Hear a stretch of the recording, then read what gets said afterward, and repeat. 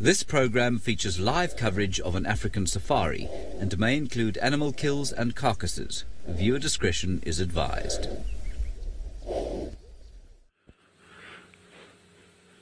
Well, good morning and welcome to a beautiful, clear, crisp winter morning. It is quite chilly out here. We've been out for quite some time already doing some drone testing, which was, well, proved to be a little bit sort of quiet on the Zuma side, but hopefully that's going to all change. Hopefully when the sun comes up, everything's going to wake up and start moving around. My name is Tristan. On camera, I've got David, and we are coming to you live from South Africa, which means that we would like to hear from you guys, and it'll make things a lot more entertaining than our morning has been so far if we do get questions and comments from all of you. So you can just do that on the hashtag SafariLive. Now you can see it, like I say, is a beautiful clear morning. There's not a cloud in the sky. There's a few sort of layers to that, and then you can see there's a bit of kind of almost looks like smog in a way. Now that's probably from all the fires that have been burning over the past few weeks. A lot of the areas will be doing their fire break management, and so a fire break essentially is just an area that stops fire from sort of crossing it. So they burn a section so that if a fire comes from one area, it won't then cross into another area. And so a lot of the lodges are doing their fire breaks at the moment and making sure that things are okay. Now there's actually some zebras there. You see them, David, walking through the distance in the thickets. Very difficult to see at the moment. In fact, they are just there. Well done, David. So they are some zebras, which is very nice to see, because I can guarantee you that that's probably one of the first animals we've seen in the last 2 hours. So it's nice to kind of have them. It's the same herd that's generally around. I would imagine they've come from quarantine area. If they come sort of, well, the direction that they've come from, that takes you straight onto the western side of quarantine. So I'd imagine that's where they've been and kind of hanging around for the night. And now that the sun is coming up, it's much safer to start wandering through these wooded areas in order to go and find fresh grazing pastures. So that's where they're off to. Probably also off for a bit of water, and that would be down to a sort of Treehouse Dam. And so that's where I reckon they're heading off. Good. Well, it's not just me and David out here suffering in the cold. There is also another gentleman who is out here, and, well, he was also with us for most of the morning.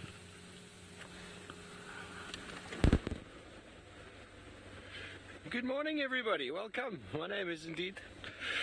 Well, let me try and get my lips to move. It is pretty cold. My name is Steve Folgewich. I'm joined on camera by Craig, and we are out in the African wilderness, and it is very nice and fresh this morning. The dawn is about to break in the east, and it is going to be a beautiful morning. Definitely the cold front that we have been anticipating is slowly creeping in, and it is nice and fresh. I don't even know what temperature it is, but it's probably about 12 degrees Celsius, which would say is about 54 Fahrenheit. That's what it feels like anyway. Could be colder.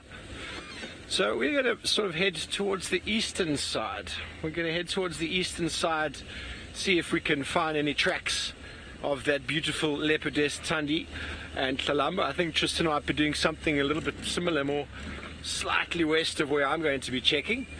But you never know what might be found out there in the African wilderness. 100% live, ladies and gentlemen. Please send through your questions and comments. Hashtag SafariLive. I apologize, I'm not turning around very much. I'm so rugged up. My body is quite tight. Lots of tracks of hyenas around.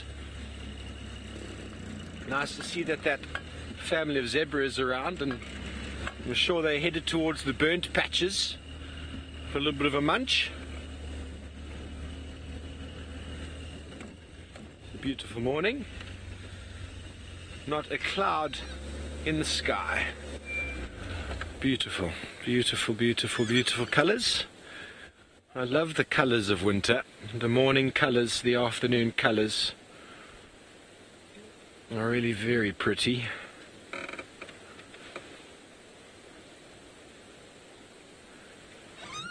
And there's Herbie getting mobile. I hear him in my ear. They're out on bushwalk this morning. I believe Sydney is doing a bushwalk this morning. Very nice to see.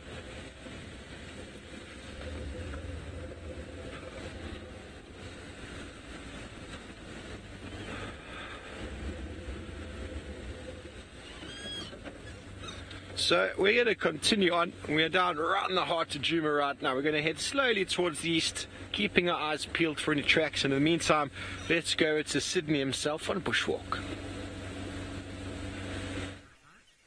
A very, very good morning to you all, and welcome to the beginning of my guided walk. I am Sydney. I am not alone this morning. I am traveling with Herbert. Herbert is my game scout. I also got Fergus. Fergus is my photographer this morning, and hopefully you are all going to enjoy a lot of our natural environment there outside. For comments and questions, you can follow us on Twitter, hashtag SafariLive. You can also follow us on YouTube chat stream. My plan this morning is not that very difficult, as last night I managed to get hold of some lion roar. I will be heading towards the western direction of the reserve and see if maybe I can pick up some signs. The weather this morning is on our favor. The sun looks like it's going to come out anytime soon from now. So the mist today got disappeared. So chances of some animal activities, they are very there.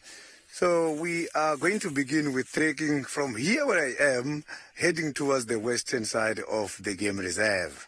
Let's see what we're going to find. Maybe here where I am now, there is some of the evidence which can lead us to where we're going. Because, hey, the cats were roaring all night long. They never stopped until maybe 4 o'clock, 5 o'clock early this morning. Let's see what we're going to find.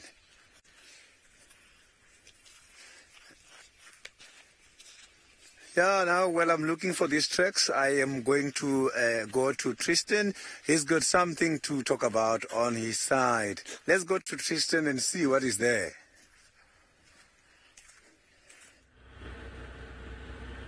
Well, Sydney, there's always something to talk about. I have a problem in that I can't stop talking, so there will always be something to talk about. And in fact, actually, we do have one thing that we can talk about that, well, everyone seems to be making fun of me about, and that is the blanket that I have currently sitting over and around my lap. Now, I would take it out to show you properly, but that would mean I would get cold, so I'm going to just try and get some of it.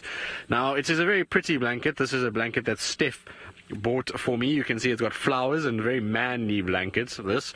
So it's something that I'm pretty sure is not really kind of what a normal gentleman would use, but I can tell you that it is warm. And when you are out here at 4 and 5 o'clock in the morning in winter and it's sort of 1, 2, 3 degrees, having a blanket sort of around is very, very, very pleasant. And so yes, Louise, it is romantic. Steph was a very romantic gesture that he got me a blanket in order to stay nice and warm. In fact, I thought at first that this blanket maybe won't be so warm, but it is an absolute lifesaver. I've used it for the last 2 mornings and it really has been absolutely epic. So Blankie is here to stay. It will be a permanent feature of the morning sunrise safaris for now as we go along. The only problem with this blanket is, well, one, I look ridiculous driving around with a blanket kind of wrapped around me, and it's all covered in flowers. The second thing is that it has this little fluff that goes everywhere, and so I'm absolutely covered in fluff from this blanket, and so if I look like I'm a bird and going to take off at some point, you know why. It's just because I have synthetic blanket fibers everywhere all around me. Now, before we carry... So, Linda, you say Steph has got good taste. Yes, well, I'm glad he has good taste. Otherwise, I would have had to kind of tell him, I'm sorry, I don't like your blanket, but I'm quite fond of it. The flowers add a little kind of, what would we call it? A little pizzazz to my blankets and to my morning. And like I say, it keeps me warm, and so it doesn't actually really matter what it looked like. I would have been quite happy. Now, we do have the most spectacular sign for the morning, and probably something that David and I are very, very happy to see, because, well, it has been a quiet morning, but there is a big orange ball of sunshine that is coming our way, which means things are about to warm up, which is a happy, joyous time. So there comes the sun. It's slowly starting to come up. Well, I say slowly, but it's actually rising pretty quickly, as the sun does here in Africa. It sort of rises and sets quite fast. Now, while we're watching that sun rise, and you can actually see it's very far north at the moment. Normally in summer months the sun is rising more sort of to the right of that, a long way to the right. But while we're sort of sitting watching the sunrise, there have been lions calling. It sounds like it is far north though, inside sort of Jacana area, which is very close to the Manyeleti-Buffelshoek boundary, close to the gate.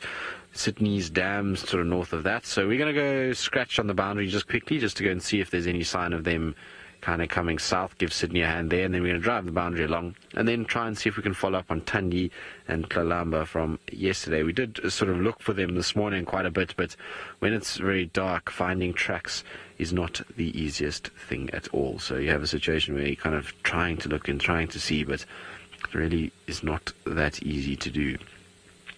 But a very pretty start to the day, that's for sure. So wonderful to see the sun, isn't it, David? Yes, David and I were discussing measures we need to take for the course of the next few weeks as we sort of endeavour to be out in the mornings, every morning at 5 o'clock, and what sort of precautions we need to take in order to try and stay warm. And so blanket was one. We decided maybe hot water bottles would be another good one, and then a flask filled with, well, we haven't decided yet. We thought tea at first, then we thought hot chocolate, and so we're not really sure, but we're going to probably sort that out, and then David and I will be very kitted for the coming onslaught of winter and the sort of tackling of our drones, testing and various other things. Good. Right, now, I know that some guides out here are very manly and will never wear long pants and all these kind of things during winter. I'm not one of them, and I don't think Steve is, but let's go find out if he is.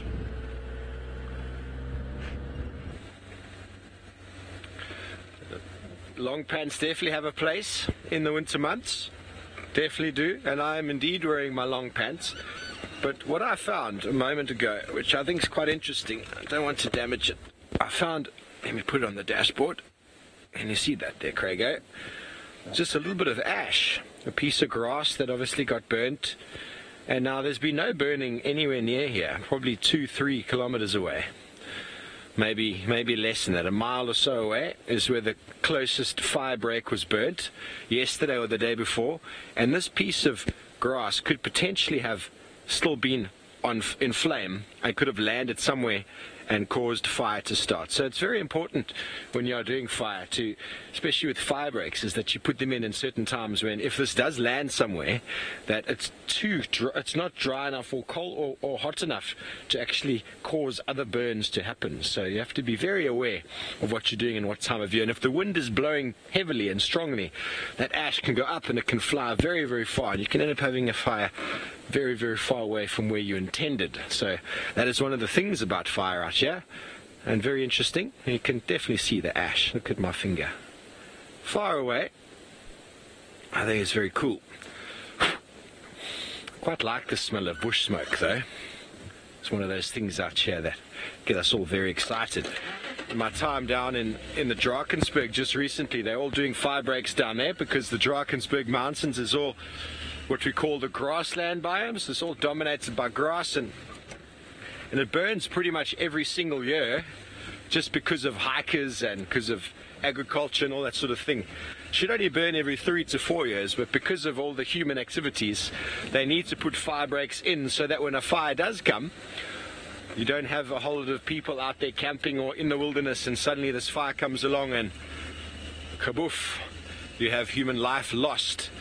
So that is one of the major reasons why fire breaks are put in the country, and there's a big company, or not a company, but an organization in South Africa called Working with Fire, which move around in these big fire teams, and they put in all these fire breaks all across the country, and winters are generally the time to do it as everything starts drying out. And that is exactly what is happening here in the Sabi Sands at the moment, and in other parts in the Kruger. You're preventing runaway very hot fires from taking hold. So to burn a nice cool fire this time of day where it's really cool, the air temperature is really cold, if I had to burn this grass here, it's not going to burn very hot, so it's going to burn very slowly because there's no wind really. So putting in a fire early in the morning is actually very manageable. It's not going to get out of control, but putting a fire in like yesterday afternoon, 2 o'clock or so, when it's quite warm and there's a bit of wind, keeping that under control is a little bit harder. So all these different techniques and strategies that you can use to create different degrees of fire,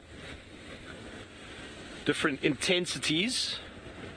If you want to burn trees, small saplings, you want your fire to be very, very hot. And we'd love a really hot fire right now. It'd help us to warm up. But if you just want to remove sort of grass material, a nice cool fire moving quickly across the surface is quite ideal. These are all things that you can practice and get in touch with. And if you have any questions about fire, please send them through. Any questions at all, folks?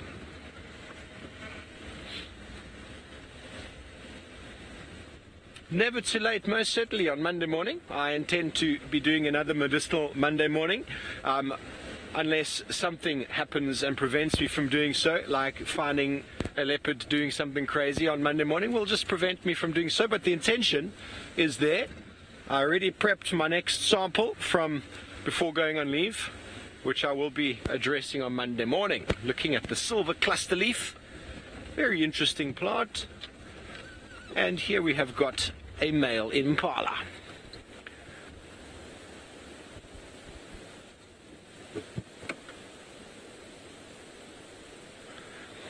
Well, first mammal of the morning we have achieved. Thank you very much.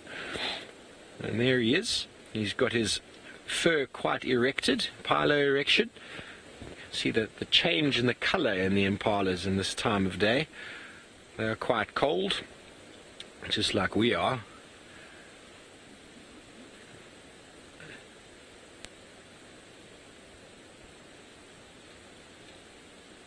There's a little herd of them, and they are looking a little bit skittish, or they're just waking up.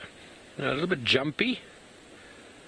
There's quite a nice herd of them actually. You can only see a few, but as we keep looking, more and more of them are materializing. Just goes to show how well they blend in with the background. Some of them got their heads down now, trying to fill their belly so as to get that metabolic energy moving through the body. They've no doubt been sitting during the coldest parts of the day, of the evening, ruminating, digesting, trying to build up any heat inside that they can. And that male impala there still doesn't seem to know that the rutting season is all but over. A long time over now. Still licking his lips. He's still got a little bit of a score to settle with someone. Oi! Well, that's a good way to warm up. I'm going to try and move forward, if we can get him. If you're cold, have a little bit of a box. Definitely get the blood flowing, but it'll be quite hard, quite painful. I mean, I know my brother used to slap me when it was cold, and it's not fun. Not fun at all. Fun for him, of course. Hello, boys. Are you still competing over these ladies, or are you just trying to warm up?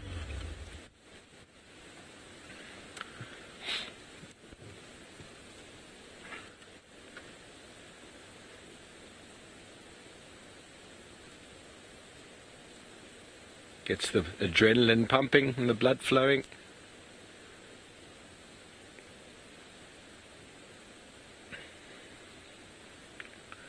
Puma, a very good question. Impala are so successful for a number of reasons. Firstly, their ability to mixed feed it gives them a height over a lot of the other animals that you find here. Kudu aren't able to mix feed. Eland will mix feed, but they're a lot bigger. But the impala, with the ability to mix feed, they can switch their diet, so that's an important element. They also have got a cleft lip, which enables them to feed very low to the ground. So not only can they feed on leaves and forbs, they can also feed right down on the ground onto little bits of grass that are just sprouting out. They also feed on seeds and all sorts. And then third of all, they mass breed. So they breed of the rut that is finished, but the rut that happened during May will allow all of the females, or most of the females, to drop a single lamb in November. And so basically they flood the market when it comes to babies. And although it seems like hundreds of baby impalas, I'm just going to move, you've got them there, Craig. Although it seems hundreds of baby impalas get eaten every season, they still seem to dominate. That's one of those reasons. That's probably one of the major reasons, their ability to really double the population each season with their breeding. They're quite a nice herd animal, occurring in quite large groups. What have they spotted there, Craigo? Nothing. Occurring in quite large groups, and they're also very, very fast. Very fast animal. So it's those abilities to change the diet, to feed low to the ground, to flood the market, to occur in very large groups, meaning that you can evade predation easier. Obviously, we have your peaks in the season. The male impala have just gone through their peak in being killed because their sort of energy and their ability to pay attention to the predators is lessened. The lambing season, you have a peak in lambs disappearing, and in the height of the sort of the pregnancy period, you have an increase in the females being taken. But all in all, they seem to just proliferate each year. And although people seem to think impala are water dependent, they're not as water dependent as we originally thought. So they only occurred in places where there are water, but now in places in the Kruger where they removed the water points, you still seem to find impala there. They seem to do quite well.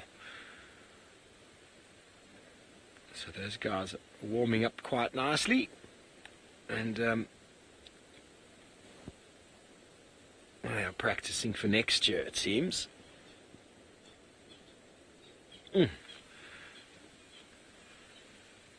Okay, well, we're starting to warm up in the sunshine. I'm sure the bushwalk team on their 2 feet are warming up as well. Just about 5 minutes ago, I heard some lion roar from the western side of the Djuma Game Reserve. And it seems like these lions are not that very far. Although I know the lions, they can roar from a very long distance. Their roar can travel up to approximately 10 kilometers. So now, while we're still looking for these beautiful cats, I am going to show you something interesting. I've got a very interesting tree here. And if you can look at this tree nicely, the bark from the side, it looks very hard. And here, this side, it looks very smooth. So this is a sign that things are happening around this tree. Some of these animals, for them to get rid of the parasites, the ectoparasites, I'm referring to those kind of small insects that bite these animals, insects that get hosted by these animals from the outside. So animals such as the elephants and the rhinos, together with the warthogs, they prefer to come to these trees and do this is what is called a rubbing post. They come here and scratch against these trees just to try and get rid of these parasites. So if this animal was a warthog, obviously we were going to see these rubbing marks from the ground up to somewhere this size. And if it's the elephant, we're going to see it up there. But then if this was a rhino, then the distance was going to be much smaller. It was going to be somewhere here. So at the end of the day, this tree is going to be very, very smooth. So this is one of the interesting trees, and it's one of those trees which are associated with the largest land mammal. This is the marula tree. The fruits for these trees, they become a favorite for the animals such as the elephant. It's just that by this time of the year, it's very, very difficult to do the tree identification because some of the trees, they don't have leaves. So the best time to do the tree identification is during the rainy season. So now I am going to carry on to the western side of Djuma and see if we can come across those lions. I'm not sure if the roar was coming from the males or it was coming from the females, but I hear that things are happening on the other side. So without any waste of time, because now, you know, those cats, soon as the sun gets stronger and stronger, they are going to lie down somewhere and relax. What I'm going to do now is I am going to track them down. Yes, from where I am now, there is no sign, nothing, but I'm convinced that they are not very far, because that roar, I can promise you, it was not far. And I'm glad that the roar came from the direction where we are going. It was actually part of our plan this morning that we are going to the western side of the game reserve. As I indicated earlier, that while I was sleeping last night, I heard some lion roar. Now we are going to Tristan. Maybe Tristan on his side, he's got something for us. Let's see what we're going to find. Well, unfortunately not at this stage, Sydney. We're just checking roughly where those lions were roaring, but nothing on our side or crossing the boundary coming our way. So I have a funny feeling that these boys are still on the northern side, and I'm sure it's the Avoca boys. I'm sure they're on that side of the sort of property, because they did go that direction a few days ago. So when we last had them, which was when Sunday when was the last time we saw them, they crossed into Buffelshoek and they went up towards Manyeleti, and I know one of them was mating with a Talamati female on the sort of northern side of Buffelshoek. So I'm pretty sure that's them just slowly filtering back south again, but alas, there's no sign of them actually crossing on to our side, unfortunately, because I was hoping that we would get some tracks to work with. And so I'm just gonna kind of hang around in the area. It's still a very cool morning, and that means that we might have a situation where these guys are still walking, and hopefully they kind of then cross onto our side, maybe come lie on the sort of burnt section. For some reason, animals often do that. They kind of go and lie where it's been burnt. Maybe it's a little bit more open, and they kind of get themselves actually covered all over with ash and sort of black stuff.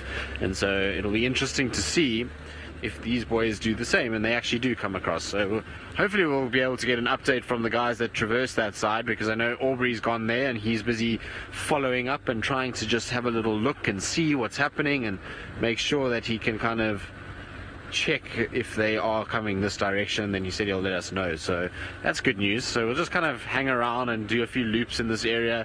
It's also not far from where Tandi and Kalamba were seen yesterday. They were seen a little bit further to the east, but still not that far away. So we in kind of prime position to try and execute a good cat day. Obviously we'll take anything at this stage. I was actually saying to David, I'm quite surprised at how few Ellies there are actually at the moment. I would have thought, given it's winter, that we would still have some herds around, but alas, it seems like very little. Now, I believe a lot of you are wondering about Tingana and if we have an update. Well, not since last night, no. He went on to Little Gowrie and was seemingly walking with a bit of sort of gingerness, but not too bad. And I know that there's a lot of panic that he's got a wound on him, but for a leopard, that is just really not very bad for him at all. As long as he's putting weight on his foot and he's walking and he's kind of doing his thing, he'll be absolutely fine. I don't think that he's going to have too much of a problem with this particular injury. I mean, he's going to be sore and it's not going to be ideal for him for the next few days, but as long as he's walking, he'll be absolutely fine. He's going to, I'm sure, come out of it just fine. Goods. Now, it sounds like Steve, who's doing trees and all kinds of things this morning, has decided to become one with them and is now looking inside of a bush.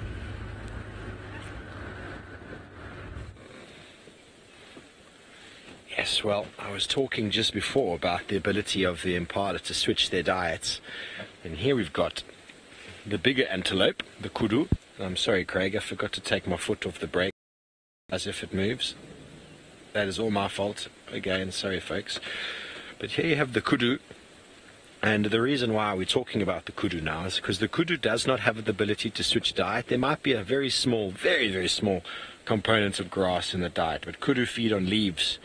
If you find their head down on the ground, they're generally feeding on little forbs, small little, some franklin in the distance. I don't think that they're too alarmed. Well, you can see the kudu moving through, feeding on those leaves. And as you know, the dry season is upon us, and so the trees are starting to lose their leaves, and hence the kudu will start losing condition as the protein that they need and desire is disappearing. Whereas the impala will be able to still feed on all sorts of things throughout the season. as the grass loses condition, they move to leaves. And as the leaves disappear, they can first of all feed on the fallen leaves and then also feed on any small shoots of grass that are coming through. It's a very good adaptation. Although the impala are not as camouflaged as those kudu. They're different strategies. And here we've got, let me move forward there, Craigo. Here we've got 3 kudu. You can't really see them, but you don't often get kudu in very large groups. Groups of just a handful or more. Not generally more than 10 that I've seen. And so their predator avoidance strategy is to stand very, very still in the thickets. But they are quite sensitive when it comes to predation. When a male kudu is killed, it takes quite a while. I can't give you the exact number, but it takes a fair bit of time for the females to accept a new male. So it can stunt their breeding quite delicately or quite deliberately. Whereas the impala, if a male dies, well, the females just carry on the whole rutting season, as it were. You can see how very much enjoying the red bush willow leaves that are still on the tree. Nice and brown.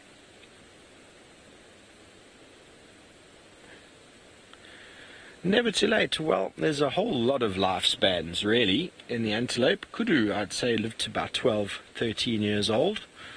Impala, I don't think they generally get past 6 years of age, maybe 7. But a kudu is mature from about the ages of 7, 8, so they also take longer to get to breeding readiness, whereas an impala female after 2 years is very ready. It takes the male a good 3 to 4 minimum before he's breeding. But there's lots of females when a male does become breeding ready for him to service, whereas the kudu, they do take a lot of time. But you can see the height at which she's able to move her neck. She's a little bit, well, quite a bit taller than an impala, so they are able to reach leaves and areas in the foliage that impala can't reach. And that is kind of that sort of niche separation we talk about out in the animal kingdom, where you get the bushbuck, which are quite low down, and then the nyala and the impala equivalently the same sort of height. Then the kudu, followed by the eland, and then, ladies and gentlemen, what comes after that? Yes, indeed, the very tall giraffe. So that is why you get this sort of stratification of sort of herbivores in the landscape. You don't get too many that are very similar in size, purely because their competition doesn't allow for it. It's the same with predators. You kind of get certain sizes of predators, and that you don't get the same size. It's kind of stages, as you were, from small, medium to large, and that's how animals in the kingdom compete or don't compete. They've gotten to a level where the competition has completely eliminated the opposition. So example, if there was another pride or species of lion, the lions we have today outcompeted them. It's a very similar process, in fact, to what we look at Homo sapiens. They reckon 35,000 years ago there were 6 species. Believe me or not, it has been documented. They are no more. Why is that? Because of Homo sapiens ourselves, the wise ones we are. But anyway, talking about competition and having very long necks to avoid other competitors, Sydney's found himself a giraffe.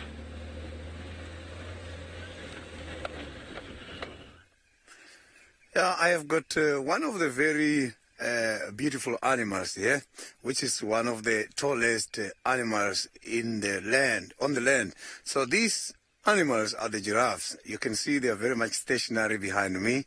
It's just 2 of them. So these animals, they've got a very interesting behavior. Giraffes, how they go for drinking is amazing. You'll see they are going to fold their front legs like this, and they will drink. After drinking, they must have to go through a certain procedure. You will see they are going to shake their head. And when shaking the head, you will even see the ears hitting the side of the cheeks. That is when they are opening again the valves, because they always make sure that the blood doesn't go up to the brain. Because if the blood goes up to the brain, they are going to lose their lives. So that is why how the giraffe sleep is very interesting. They go there and then they kneel down. So these giraffes, they cannot lie there head down like this. If they lie their head down, they are going to experience problems because the blood is going to flow up to the brain. And once the blood gets to the brain, they are going to lose their lives. The giraffes are one of those animals which can be able to give birth while standing. Anyway, that is the only way they give birth. They give birth while they're standing. So the little ones, they got to hit the ground as a wake-up call in order to kickstart their lives. So how the giraffe walks is amazing. You must observe them.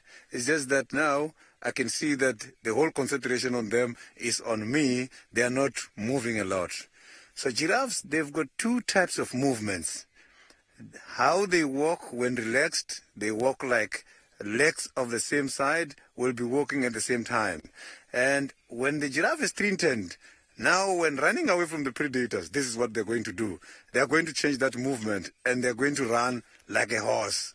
That is why the giraffes are called the camel pert, because they are also resembling the movement of the horse when they are running away from their predators. The eyesight, when it comes to these animals, is very good. They've got an advantage of height, so they can be able to see each other from a long, long distance.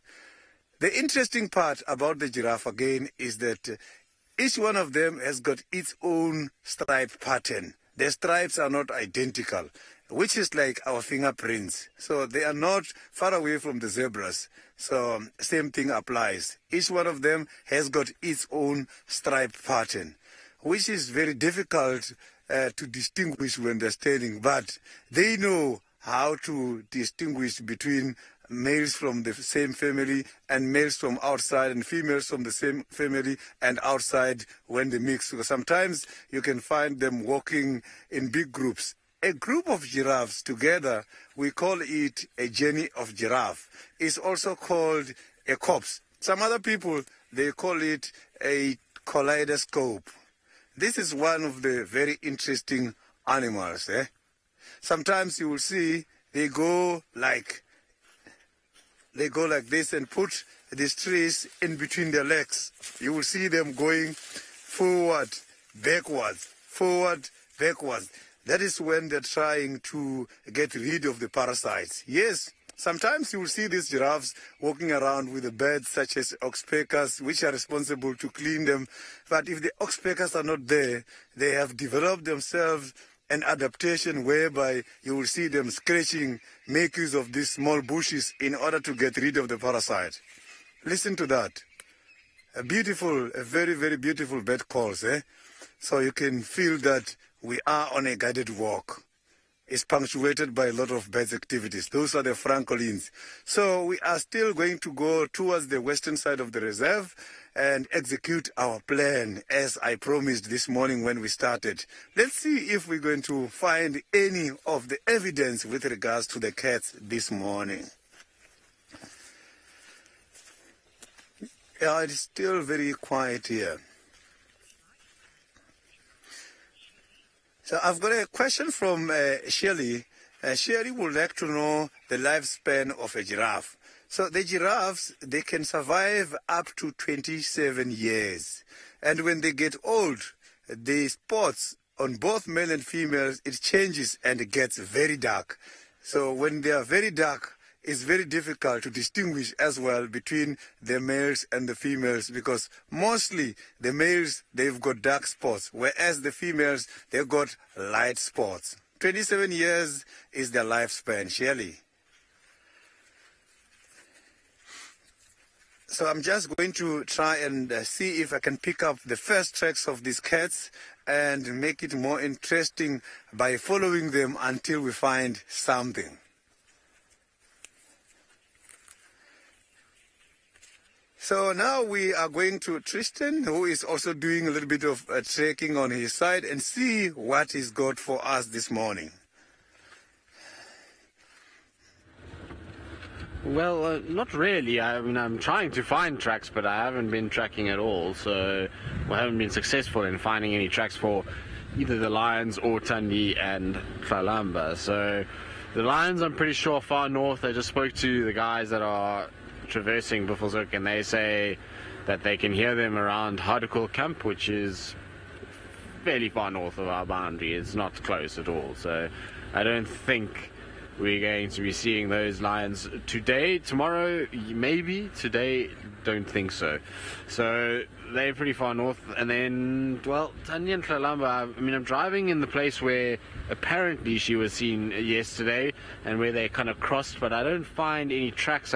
Lots of places where vehicles have turned and driven off road, but no tracks of her actually kind of visible on the road itself.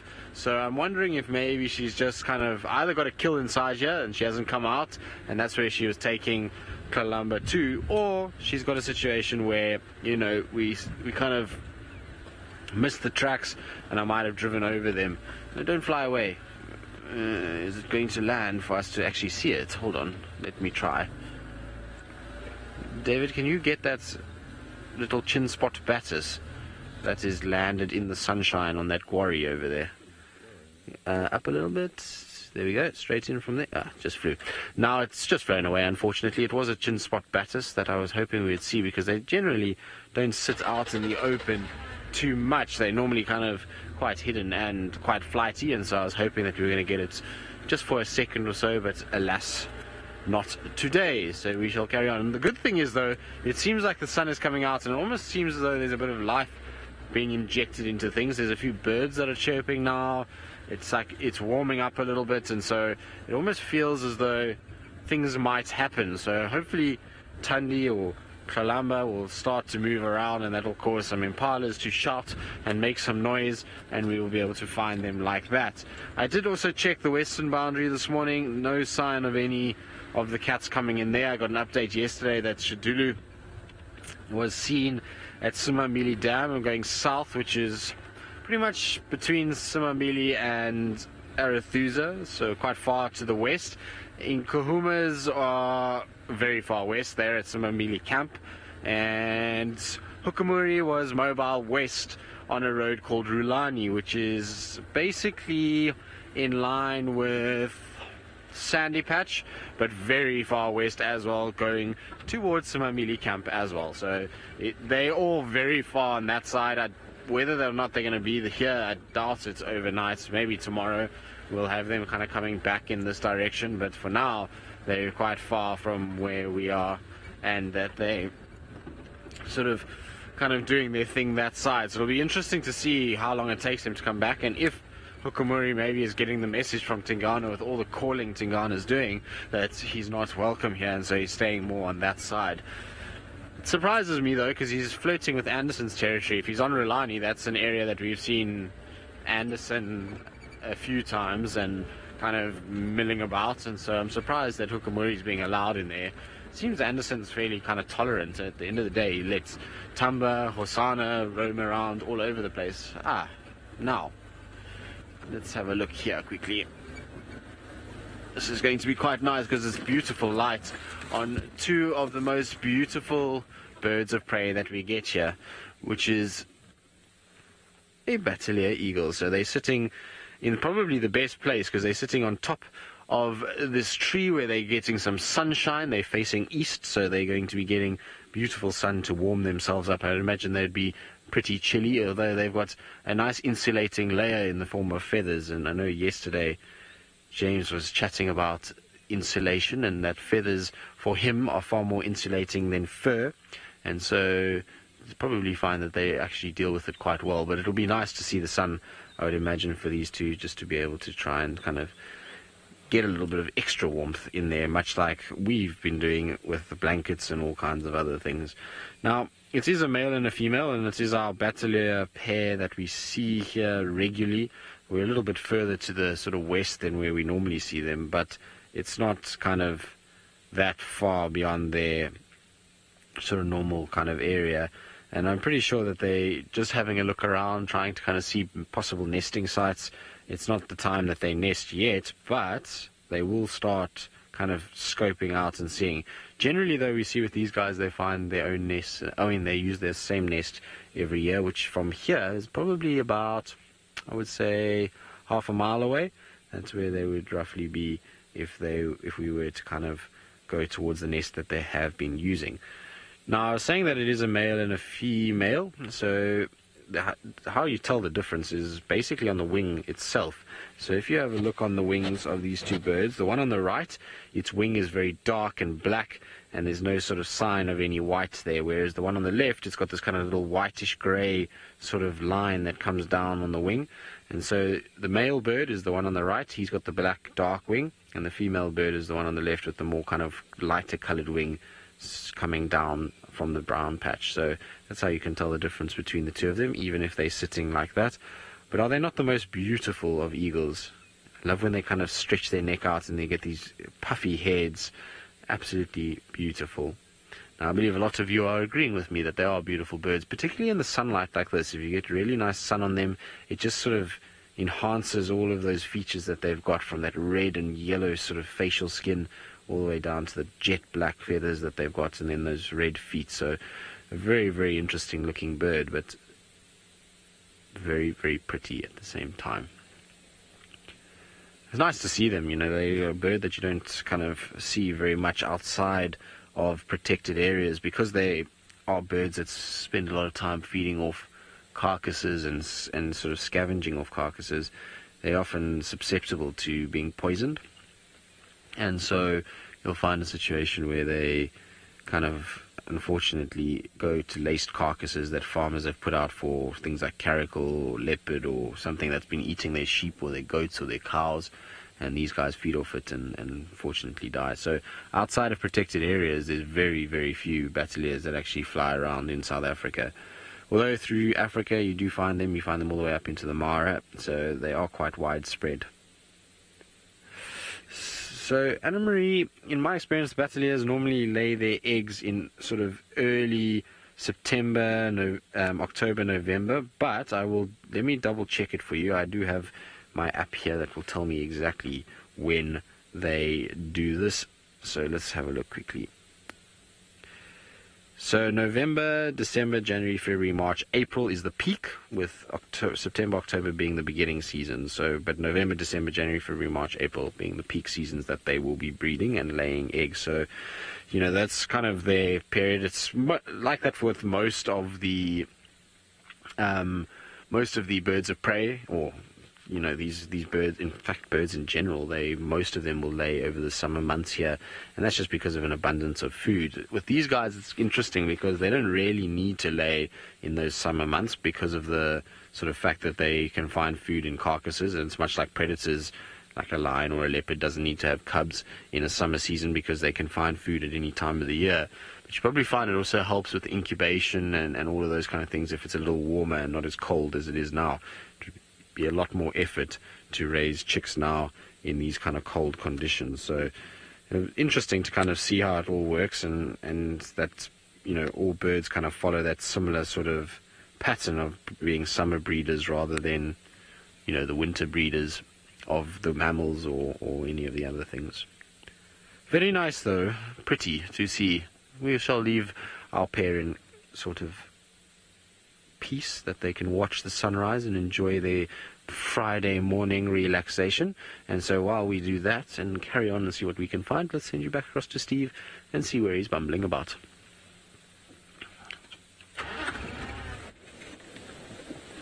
Yes, well, we're not far away from Tristan. Oh, there's some small little finches that are jumping around, but very hard to catch them.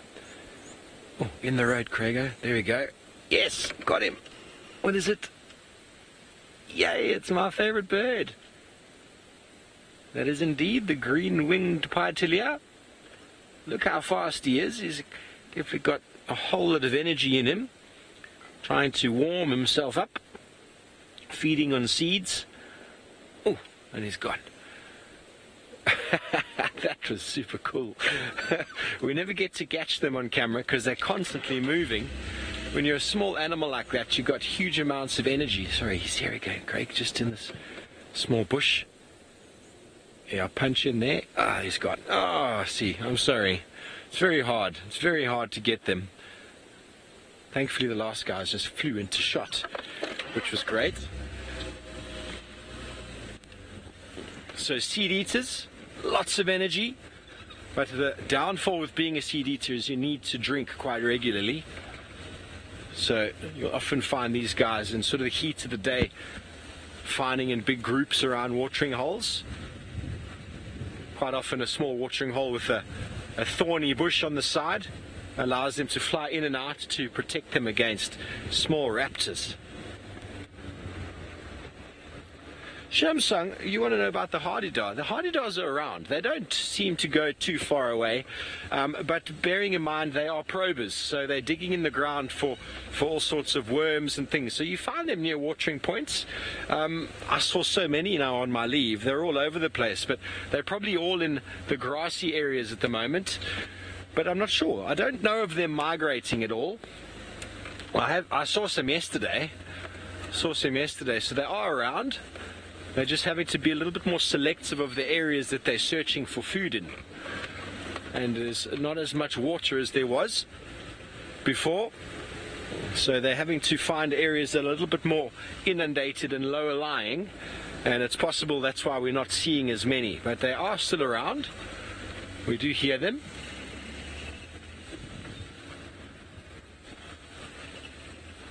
Very specialized feeding behavior. Okay, well, we're going to carry on. We're going to head north from here up towards Bulvershoek Dam, and in the meantime, it seems as if Bushwalk has caught something. This is one of the very, very essential grass where I come from. This is called a herringbone grass. I come from an area called Venda, which is further northern part of the Limpopo province here in South Africa. And I come from deep in the rural areas. And there we are still relying on some of the medicinal plants. So this plant, I have learned, this I have been taught by my grandmother while I was still very young. If there's anyone who has ingested a poisonous substance, we have to go around and look for this grass. And this is what we're going to do. Let me just walk a little bit and see if I can find a nice one. I want to show you something here. This is what we are going to do. In order to get rid of the poisonous substance from the body, we come and then we take this plant. We clean the roots. And all you've got to do is to take just not too much. You can take some of these roots and then you can eat. It doesn't taste very nicely. And you must have to eat and then swallow the saliva. You can even swallow the sticks. And that is going to help you because it's going to remove all the poisonous substances in the body. But you're going to have to consult this plant shortly after it has happened. You don't have to stay much longer. So if we are suspicious of any poisonous substance ingested by the kids, this is what we look for. We go and find this plant and then we can chew in order to get rid of the parasite.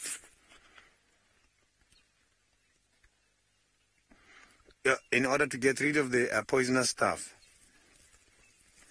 The taste is... unfortunately, I've never taken this grass as a child because I was very careful when it comes to the poisonous substances. But I have witnessed it. It's not only this grass that we have been using. A lot of different types of vegetation we're using in order to treat different things. Until today, this practice is still happening. We are still depending on a lot of the indigenous knowledge. So we are now going to move further northeast of the game reserve and see if we can find some cats. I've got a comment now from the final control.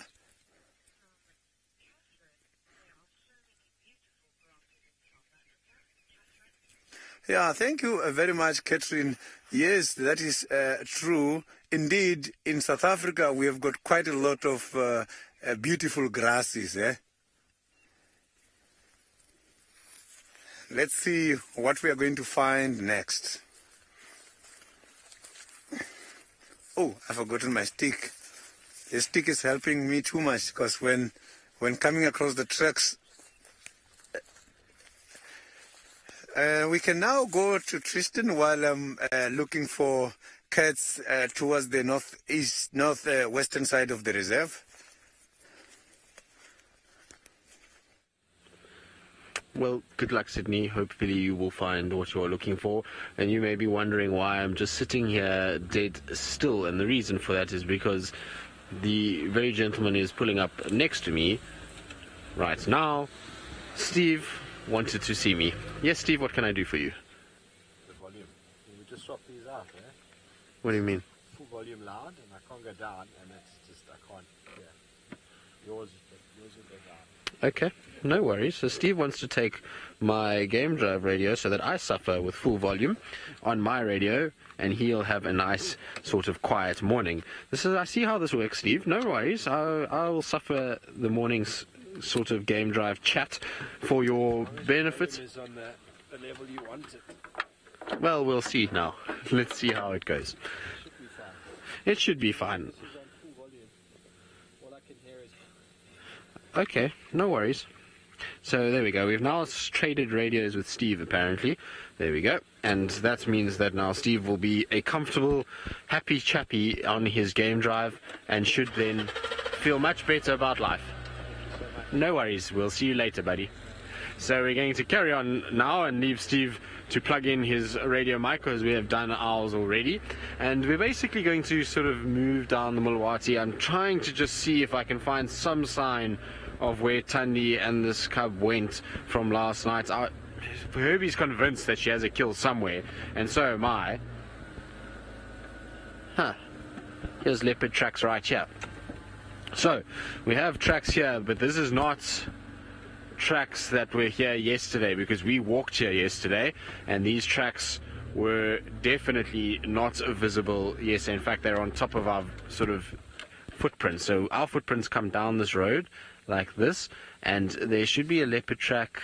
I'm trying to see where the best one is to see, but there should be ones somewhere around there, Dave. Yes, there's one. So that one there is one. You can just make out the toes and the pad itself, and then if we come down a little bit, might be a bit close to me, there's another one right here, Dave. So there's another one. So that's the sort of track that we're looking at. Now this looks like for a male leopard, so I wonder if maybe Tingana didn't do a loop back and is now back on our side. So we're going to have a proper look at these, because these are the first tracks that we have seen today, which is wonderful news. Hopefully that's going to mean that we are going to find ourselves a cat this morning, which would be very nice. I wonder where they go from here though, because they seem to kind of disappear and sort of go round the corner into the Mulwatis. Right, so I'm going to have a little quick look. Let's send you across to Steve and see how his new radio is treating him.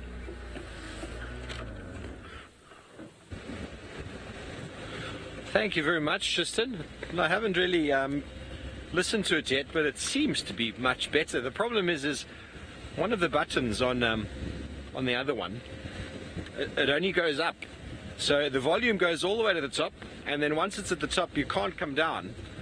And when it's right up at the top, you just get this static. When someone talks to you on the game drive, you just get this, which is not very pleasant, especially when you're trying to hear interesting updates of all the animals. So by swapping out this handpiece, because it's a marvelous little device, you can see. Let me just show you over here. Marvelous device. And there's lots of ups and down buttons, up and down buttons. And with that, I'm now able to take my volume down. And now it is much nicer indeed. Much nicer indeed. Let's hope Tristan was on an adequate volume for him so that he doesn't get blasted in his ear. Oh, hello. Look what we found again. Another beautiful family.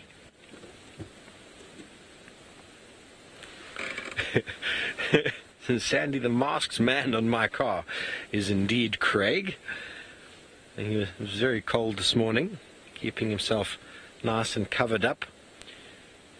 Here we have a beautiful family of kudu. The female here on the right with the enormous ears. And there a young male in the background. How delicately she walks.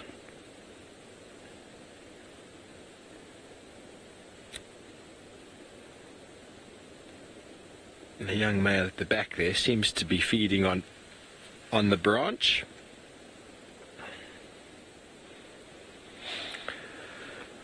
Oh wow, Allah Amur. I don't know how tall a kudu is in hands. I don't even know how to work that out. I can tell you in centimeters if you just give me a moment. Okay. Thank you, James. 12 to 13 for females and 15, 16 hands for males. So thanks for that, James. There you can see the young. He's a young male. He wouldn't be fully grown yet. Just on the first turn of the horns. Stripping the leaves off, and another female is photobombing. She moves through. They are quite obvious when they're moving in the open, kudu. But it's quite amazing. Like when we stopped for that first herd, we'd only seen the one, and only as you start spending a few moments do you start seeing the rest as they materialize or slowly start moving. But this is kind of the characteristic sort of size. I counted about 5 or 6 of them with the young male. No big adult male in attendance, it seems, this morning. But there they're moving. A beautiful mane of hair on the back actually aids in their camouflage, with the stripes breaking out their sort of outline, and those big ears trying to detect anything they possibly can in front of them.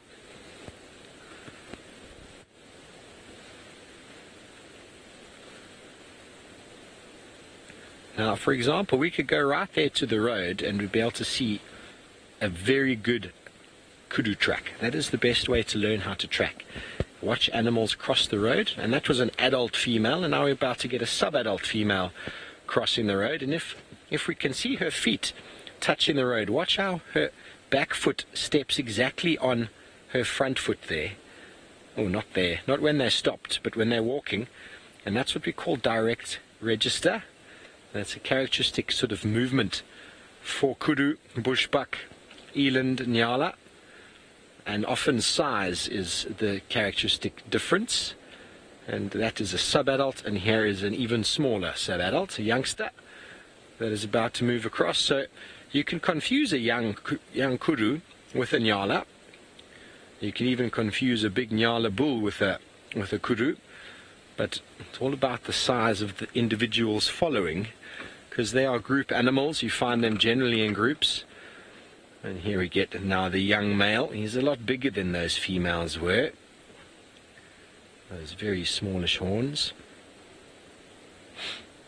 And we would be able to go there and analyze the kudu tracks, which I think we might do after they all leave. I'm going to have a look at the difference in youngsters versus adults. And nyalas have got a very different track. Might seem very similar to the untrained, but there is a difference in the fact that the kudu's got a beautiful round track. We will get to it over there, whereas the nyala's track is round, but it's not as round, and they tend to walk with their toes out, nyala, whereas kudu walk in a straight line. Which is something that we're just going to wait for the rest of them to pass. There's more coming. They keep materializing out of the bushes there. There's, I think, the last one, maybe the second last one. She's a little bit more hesitant than the rest to break her cover. Oh, there's another one coming as well. They just keep materializing. That's what is always marvelous about these animals, their camouflage. And talking about the camouflage, as I said, in the thick bush is where they do best. Walking out across a road and out through an open area makes them vulnerable, as James saw not so long ago with the cheetah family, and even another one just materializes. So it's very hard to count these animals. Aerial censuses of kudu are quite difficult because they are often in thickets, same as nyala, a very undercounted animal. To add to what I was saying, James had that family of cheetah taking a kudu that materialized out in the open, and they lost their camouflage. Beautiful, beautiful, beautiful. Yes, Catherine, they are spectacular ears. Can you imagine we all had a set of them? I think we'd look rather funny. Beautiful animals. But, you know, talking about kudu as an animal that's undercounted, same as nyala, they're not too much of a problem, because kudu are essentially completely browsers. So browsers don't tend to have too much of an impact on the vegetation. They actually do a little bit more work on keeping the hedges back, pruning the trees, so to speak, but they're not destructive in any way. Having too many kudu in an area, there's no real such thing. The only thing that will happen is if your area is too small, the tannins in the plants will increase to a point that will actually negatively affect the kudu themselves, but they won't actually affect the environment too much. So they're not really a worried animal, or an animal that is of concern to managers. You just have a look at this one over here, Craig, in front, the one that's been a bit tentative. She's looking back into, oh, she's going back again now. It's just a Franklin making a little bit of noise behind her. I don't think there's too much in that sort of call that the Franklin's making. The spur fowl.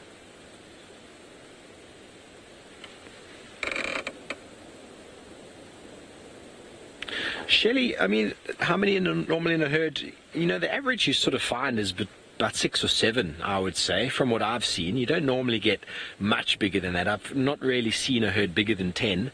Sometimes you only find a couple, but then that might also be the fact that half of them are hidden in the thickets that you can't see. I think we've counted about 7 or 8 now. I've lost track. Craig? 8, I think? 7, 8? This is about the standard sort of size, but as I said, you don't always see them. So if they don't come out into the open like this, it's very hard to know how many are still secreting themselves away in the vegetation down below. But this small family is quite relaxed. You can tell that by the fact that they are feeding. An animal that is not relaxed will not be carrying out its normal duties. And you see how it just feeds for a few moments before moving on. A little bit of damage to the tree, and off they go again. Hoping not to be caught by anything as they move forward. Well, we're going to go forward. We're going to investigate these tracks, but in the meantime, it seems like the bushwalk team is looking at all the little things. I have got one of the very, very well-gifted arachnids. You can see the spider web, eh? This is from a tropical tent spider. Spiders, they are very much clever. Why? Because they know that if they don't do the web, it's difficult to catch a prey. They can't just come here on these tree branches, sit there and wait for something to come pass by and try to catch. That is a very difficult exercise. So for them, in order to get food, they must have to come and pitch a web. They must have to come here and build this web. Then when insects comes, they get trapped and they eat. How do they build these webs? They have got a silk secretion gland at the abdomen, right at the back of the abdomen. Normally, they push it, and when it comes out, they use the wind and the thermal as well, because the silk is so very much lightweight, so it can easily be carried away by anything. That is why some of these spiders, you'll find that they can be able to attach a very big web from the trees that are nearby. So when the wind comes, it doesn't disturb them. So they like the wind because the wind is the one that helps them to build. So these spiders, when they're there, sometimes they sleep, but mostly spiders are more active during the night. Why? Because they know that that is when a lot of their enemies are not active. Because they normally avoid birds, because birds is the ones that normally gives them problems.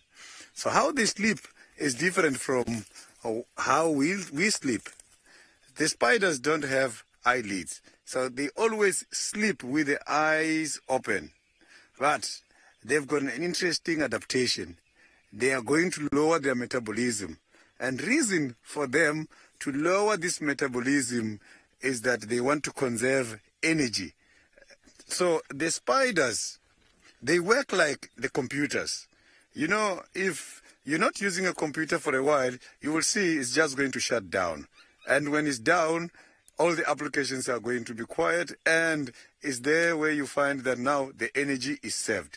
So the spiders have got that kind of behavior. If you touch the computer, you'll see everything is going to get up again. Same applies to the spiders. If you come and touch the web, that is when they're going to become active again. And if there is a prey there, this is what they're going to do. They will go and catch it. And they will even absorb some of the body fluids from the prey. But you will see shortly after that, as soon as the prey is dead, they are going to vomit that fluid over the prey just to moisturize it, and then they will eat afterwards. So you can see that the digestive system on these spiders, it doesn't really start from the stomach. They are going to digest from outside. As they are catching, they are starting to chew, and that is where the digestive system is taking place. So now we are going to head on and see if we can find some of the interesting cats. Yes, our plan is looking for the lions. I have not yet got any of the fresh lion tracks, but still my hopes are very high that we might be lucky before we finish with this game walk and find something interesting. You can see now I got stuck. It's like I got caught by the spider web. So this is one of those trees. This is the knobthorn. This is the knobthorn. You can see this is how the spiders catch. You see, now I'm caught. I can't go anywhere. You see? So spiders, they use these very same kind of tricks in order to trap their predators. So now we can go to Steve. Maybe Steve, on his side, he got something to show us. Let me just try to take myself out here.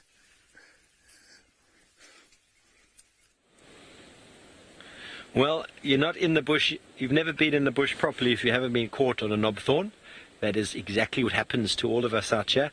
Let's just hope he's not bleeding, because that's generally what happens when you mess with a knobthorn. But somehow these kudu manage to get through knobthorns without any problem to their lips at all.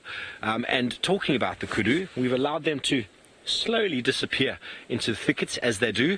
And now I'm going to show you some tracks. And I've identified the best ones for you to see from the angle. The light is not great. There's a few of them on the road here. We know that they walked here, so we can guarantee, we can tell ourselves these are kudu. So this is when you come and investigate. And I'm going to first have a look at this one over here, which I think Craig can get into quite nicely. And the shape of it is quite rounded on the edges. We call that a rugby ball shape or American football shape. And what you probably can't see too clearly is that there's actually the front foot is there and it's stepped directly on top of it. Can you see that, Craig? That little edge there, it's not easily seen. The edge is just there underneath. The front feet in kudu are bigger than the back, only slightly, because the weight is on the neck and the weight is in the head and the shoulders. But that is one of the characteristics we look for in your tragelaphus, the spiral horned antelopes, is that they directly register. And this very flat inside is because the kudu's got a very flat sort of foot with just a very small ridge in the middle. Impala and other antelope have got what we call rim walkers, and they kind of walk on the edge, whereas the kudu walks sort of on the flat of his foot.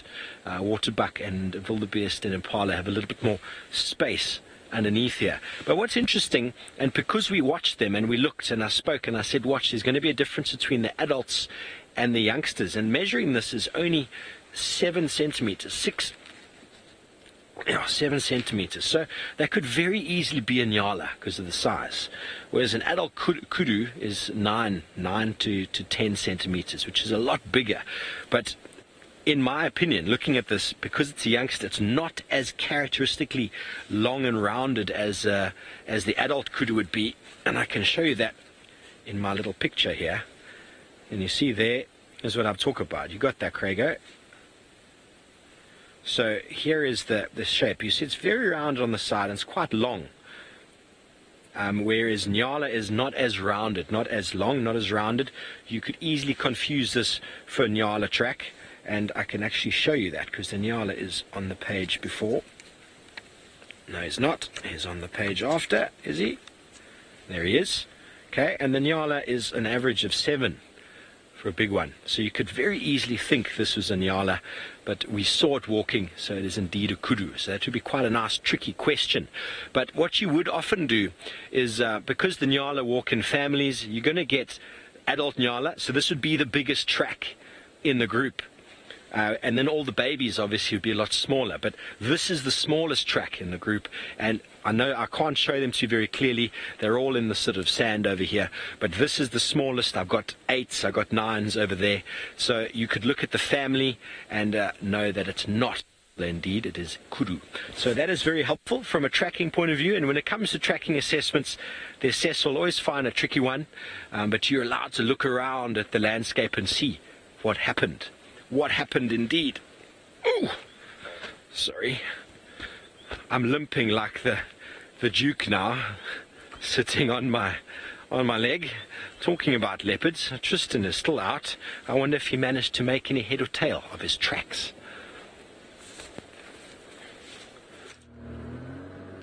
Well, we have made kind of head or tail of where they went. Now I'm just trying to double check exactly sort of this section. And so it's a male leopard that walked here. To me, Tingana's track was what I would guess, and it could obviously be another male that walked here, but it looks like Tingana that came from Twin Dam side and would have come sort of northwards after his little foray into Little Gari. But the thing is that the tracks themselves, while they are from last night, have been driven over this morning during our sort of testing. And I mean, you can't blame anybody for doing it. It's just so dark when we're out that seeing a track on the road is very difficult. So I'm going to have a word with Thelma, because Thelma obviously didn't pick up our leopard this morning. Even though I know Thelma flew here, I'm pretty sure this leopard is somewhere in this area. So what I'm doing is that I'm just checking these little sort of along this hedge here and this thicket, and the reason why I'm doing it in car and not on foot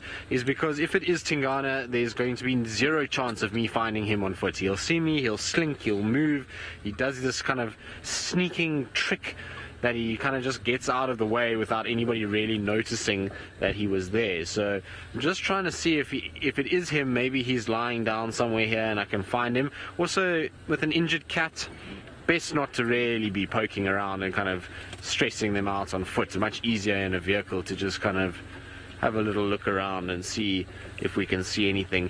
The last track I had basically comes towards this sort of large tree on my left hand side and sort of comes in this direction. Now he could be quite far from here. I didn't pick up any tracks at Chelapan itself, which I thought I would. I thought he might come out that way, and so I'm gonna have to just go back to the drawing board a little bit and just kind of see exactly where he might have gone.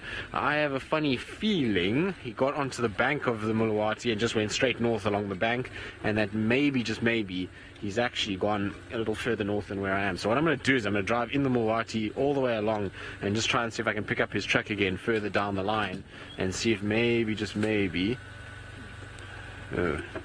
elephants have been busy here.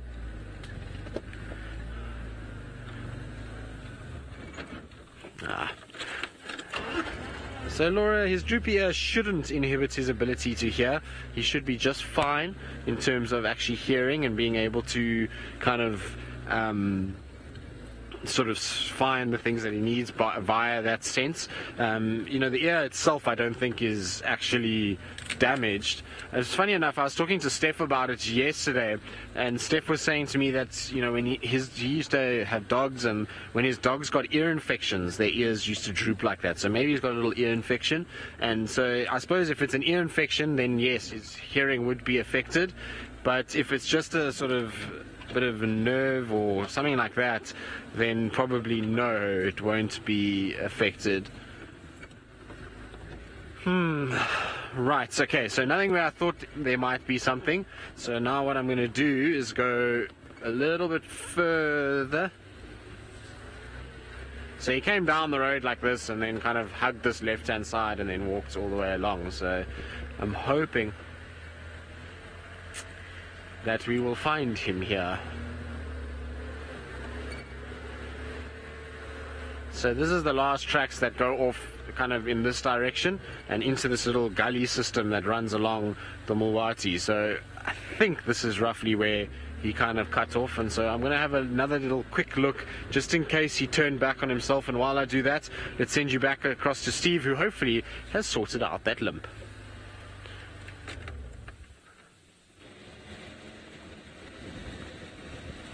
My limp is definitely sorted out. Just had to walk it off a little bit like Tingana yesterday. He walked himself all good. I'm still wondering what happened. I mean, it almost looks like he got a bit of a hole in the top of his foot here when I was looking. I mean, I saw it on the camera and then also looked at it with my binoculars, but then the whole back of his foot here was looking super swollen.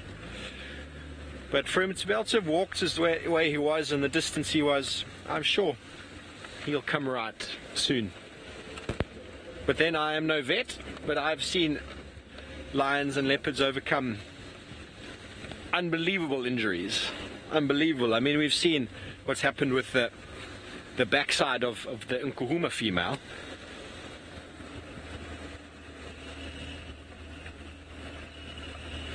Ubombo girl, yes, we're hoping the Duke will get himself something to eat, and if he does, that will sort him right out. Hopefully he'll be able to take it up a tree as well, which means he can feed on it for a day or two. But no doubt a scrub hair or two from time to time will also supplement his needs.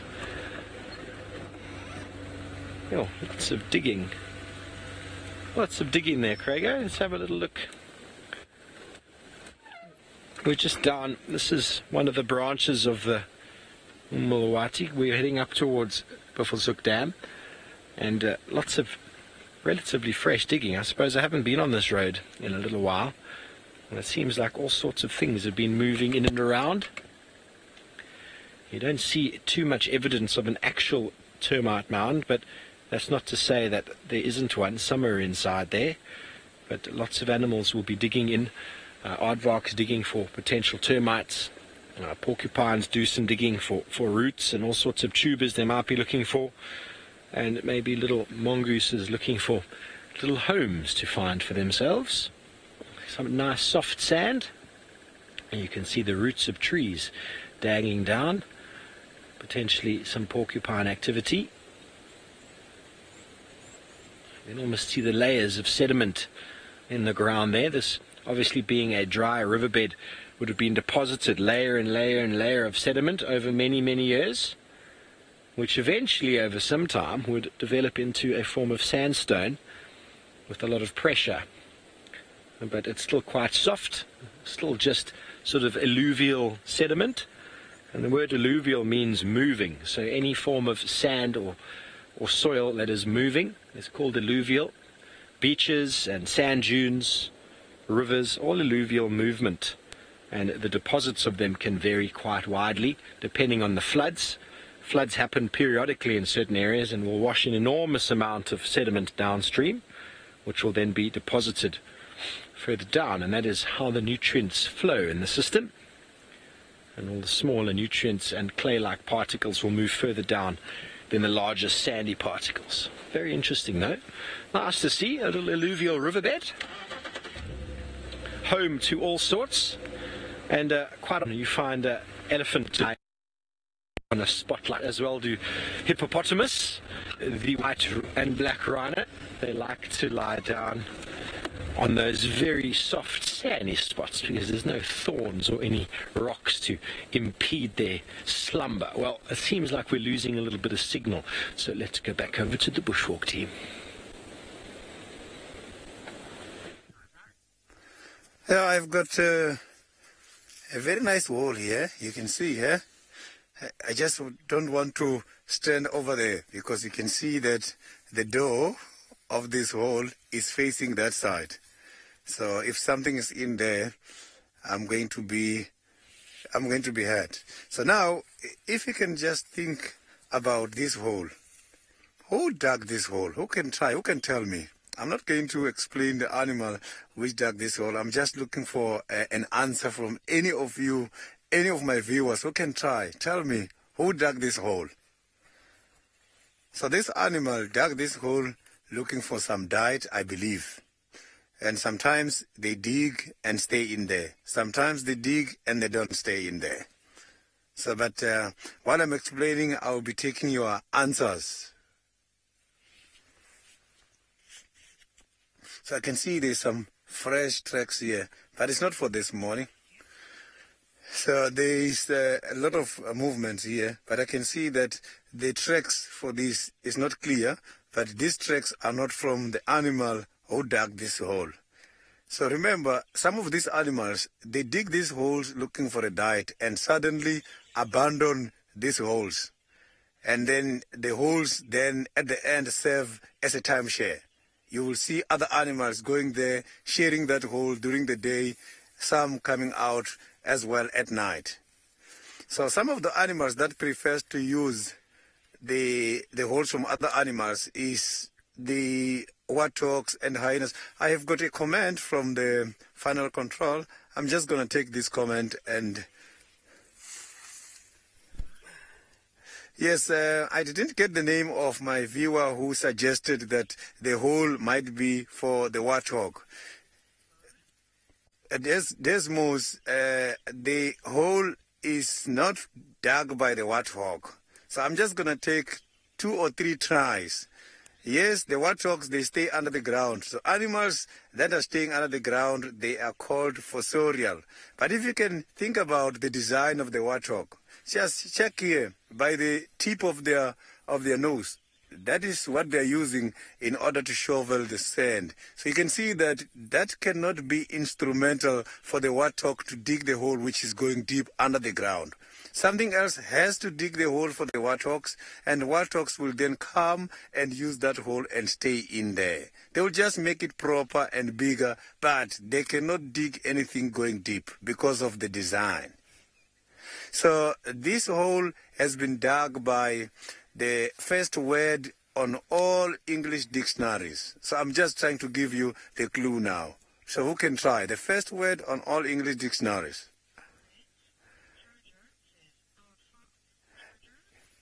Giorgio got it right. Yes, the animal who dug this hole was the artifact. So the artifacts, they dig these kind of holes looking for the ants and looking for the termites. Remember, the artifacts, they are one of those animals that has got a very specialized food. That is why they call them mimicophagy. It means they've got a special diet. They only feed on ants and termites, nothing else. And it's quite interesting how they eat these things. When they're eating the termites and these ants, they don't even have time to chew them. They swallow these insects alive, and then they've got a pyloric space in the stomach whereby they are going to squash them, and that is how they are going to kill them. It's quite a very big animal. Unbelievable to see that whole big body weight is guided by the energy which has been taken from such small insects. So now I am going to carry on and see if we can find some of the interesting animals. Hopefully I am looking for the cats. It's just that this morning is quite very difficult. There is no luck for the cats. But before we finish, I still have got time. Before I finish, maybe let's just expect unexpected. It's in the bush. A natural system works like this. So we are now going to Steve. Steve has got something to show us. Let me carry on with my trekking while going to Steve.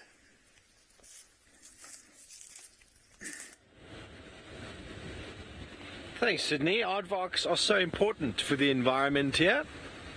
Their diggings create all of the, well, an enormous amount of habitat out here. And we started the show talking a little bit about fire. And I mean, it's quite dry. There's not too many animals to see around, so let's talk a little bit more about it. And how are aardvarks important in fire? Well, an enormous amount of animals. I think there's 28, possibly, in this area. Mammal species alone that utilize aardvark burrows for shelter. So as soon as there's a fire of any sorts around here, it's incredible how many animals just zips underground, and they're insulated. Being underground insulates them against the cold, against the heat of the day, and obviously by a fire burning over the top as well. So very, very important for the ecosystem. And all of these animals have evolved to use the aardvark holes as homes for not only breeding, but just for roosting, nesting, keeping themselves sort of cool in the hot summer months. warm in these months and trying to hide away from hukumuri, although not always that successful. Hukumuri, the warthog specialist, the leopard who I haven't seen yet since I've been back. Has he been around the last 10 days, Craig, that you know of? I'm not sure. Wonder if maybe Hukumuri and Tingana had a bit of a boxing match. I don't know. There's all this speculation out there.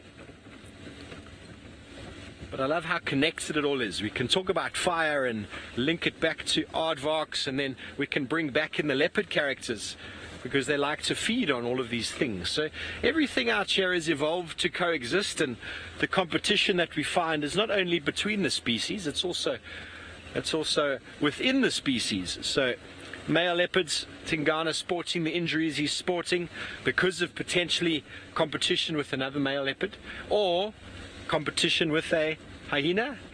I think he'd be looking a little bit worse off if he got caught up with a lion, no? But then I don't know. He is quite a tough cat. And then the aardvarks doing their digging is for food, but at the same time for shelter for themselves, and at the same time providing an enormous amount of habitat for all of the other animals that will hide and secret themselves around. Cobalt, I haven't really noticed droopy ears on leopards before in the past, to be honest with you, but Tristan was saying that a few years back, before Hukumuri was well known in this area, he had a droopy ear. It seems to have just fixed itself. So the droopy ear syndrome that is occurring now with Tingana is quite new to me, but I chatted with Graham Wallington briefly yesterday.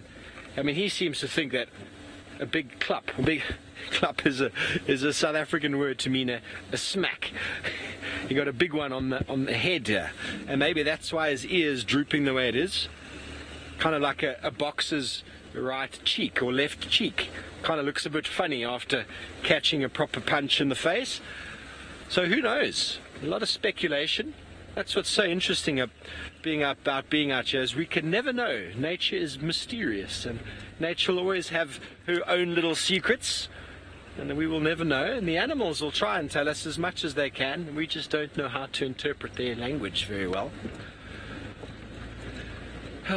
It's wonderful to be out, and indeed we are looking for leopards, or looking for a track of a leopard. We haven't quite found one yet, but they could be around. Heading up towards where Thandi was last seen yesterday. I was heading towards Buffelshoek Dam, but one of the lodge vehicles is closed down there for a coffee, so I've decided not to barge in on them, and we're going to do a loop around and see if we can come right with any of Thandi's tracks, maybe on the boundary, or then come back down Hyena Road. I do think Tristan did spend some time here early this morning, but as we know, these animals do move, and if she has not moved, well, then maybe she's in the drainage there with a kill of some sorts. The last report was Thandi moving with Thalamba in towards the drainage, and Tristan looked quite hard on the opposite side and nothing came out, so very good possibility that she was actually bringing her cub back to a kill, which we've seen her doing quite a lot of late. A few times while I was here before, especially around the Buffelshoek area, so being close to water, that is definitely what leopards like to do. Lots of animals hanging around. Hello, Robert. You want to know about the little chief Hosana and Tamba? Tamba I don't know too much of. I know a couple of weeks ago he was spotted around in Koro, which is sort of east of Chitwa. I don't know what materialized of that, but Hosana has made a little name for himself, as we always knew he would. He is featured on a number of websites and on a safari company's website very recently. I watched that video yesterday, thanks to James Richard, and he featured very nicely on there, and he's enjoying himself down in the Londolozi sort of Singita area, which is a few miles south from where we are, and he seems to be providing them all with the wonderful sightings he provided us with up here. So that seems to be where he is at the moment. Nothing to say he won't come back up this way, but I think he might just be enjoying it too much down there, just like the Birmingham boys have moved in down there. Seemingly the vacuum has opened up and they've moved into an area where other male lions are not as busy anymore. So it's a very good real estate. Lots of animals down there. He's away from the prying eyes of his aging father and away from any family ties. So now he can really go out and enjoy himself and maybe meet a lady or two. Who knows? Who knows what is going to happen with that beautiful animal? It'd be lovely to see him coming back up here. But I know that Tristan has got lots to say about the topic as well, and he's on the tracks of Tingana. Let's see if he's had any luck.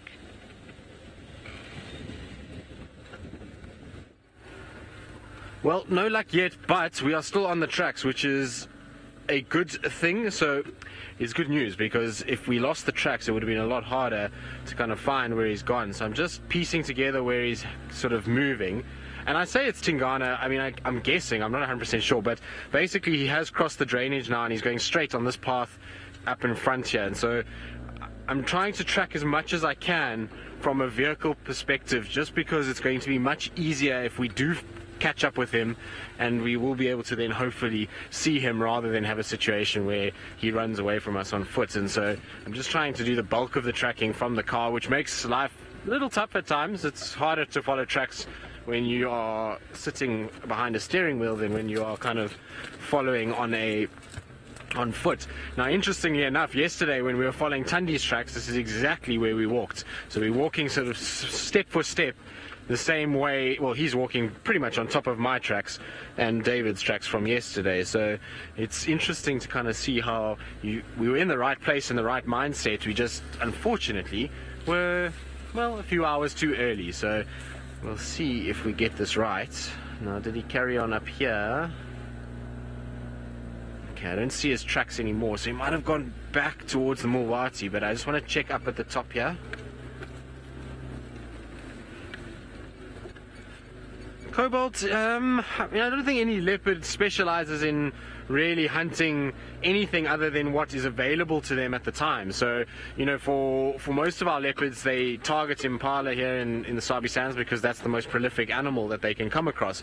You go into other areas like the Mara, most of the leopards there are targeting Tommy's gazelles, so they're not actually going after the impalas as much as they would here. So I think it's more area specific. But in terms of there we go, leopard right here. We found him. Look at that, that's awesome.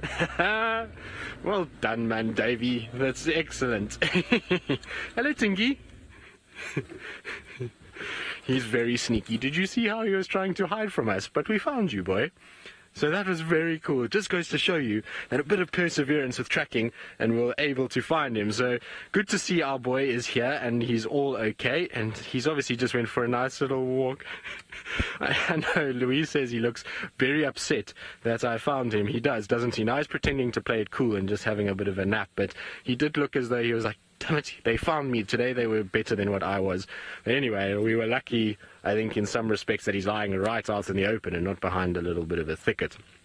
But awesome to find him. I'm glad that we managed to kind of pick him up, and it just goes to show, like I say, if you just kind of follow tracks properly, and maybe you can, you know, get lucky. And now at this time of the year is the best thing to track leopards because it's so dry. It makes it much, much easier to see what's going on. But back to kind of what we're talking about with aardvarks. So, I mean, here in the Sabi Sands, there are a few leopards that kill aardvarks. I'd imagine if you go into the sort of desert regions, so if you go into like the Kalahari, there will be a few leopards that will target an aardvark there. We know that Tingana, he used to go after them all the time when he was a little bit younger and used to spend time in the west. I think he's got 4 or 5 aardvarks to his name. And then Anderson, I know, has at least had 3. So the Sabi Sands leopards do take aardvarks from time to time, but you would probably have to have a much bigger density of aardvark in an area for leopards to really specialize in it. So, I mean, there's no sort of place that I know of where it's commonly seen that leopards are eating aardvarks. I think there's a situation where we kind of, you know, we're getting into a sort of a place where if it's there, they'll take it, but otherwise in most areas they're focusing on more prominent game species that we get, and in the form of, you know, small antelope, small to medium sized antelope. But Tingy looks as though he's had a long day. I wonder how far he walked, because obviously he went into Little Gowrie yesterday, and the guys told me last night when I last spoke to them that he was still mobile south on Little Gowrie, going deep into Little Gowrie towards the sort of Wessels Hofmann's cut line. So he must have done a massive loop and then come up. Now, apparently Steve has got something I didn't hear what, but off you go.